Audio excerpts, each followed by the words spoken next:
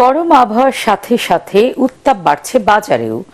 কাঁচা বাজারে 50 টাকার নিচে মিলছে না কোনো সবজি। বেশিরভাগ সবজির দামই 70 থেকে 120 টাকা। এদিকে লাফিয়ে লাফিয়ে বাড়ছে মরিচের ঝাল। গত সপ্তাহের চেয়ে 30 থেকে 40 টাকা বেশি দিয়ে 160 টাকায় কিনতে হচ্ছে মরিচ। আরো জানাচ্ছেন মুশফিকুর রহমান।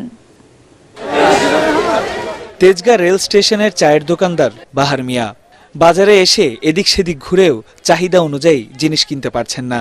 5 ধরনের সদাই করার জন্য বাজারে এলেও কোনো মতে 3টি সামগ্রী কিনতেই বাজেটে টান পড়েছে স্বল্প আয়ের এই মানুষটির। 1000 টাকা বাজারে নিয়ে আসলে দেখা গেছে যে 5 পদের ভিতরে আমরা 3 পদ কিনতে পারলাম, আরো 2 পদ কিন্তু বাকি রয়ে গেল।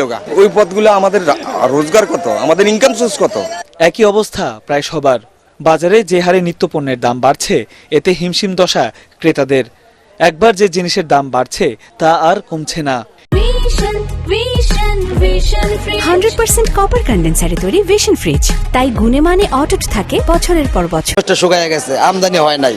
গতকালকে বিক্রি করছে 120 140 টাকা, আজকে 160 টাকা 180 টাকা। বাজারে বেশিরভাগ সবজির দামই 70 থেকে 120 টাকা।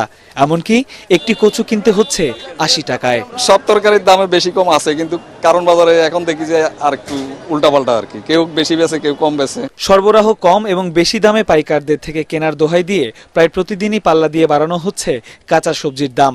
তবে পাইকাররা বলছেন ভিন্ন কথা।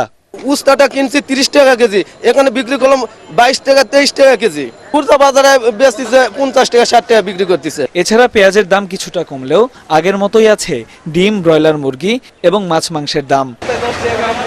মুশফিকুর রহমান, ATN বাংলা, ঢাকা।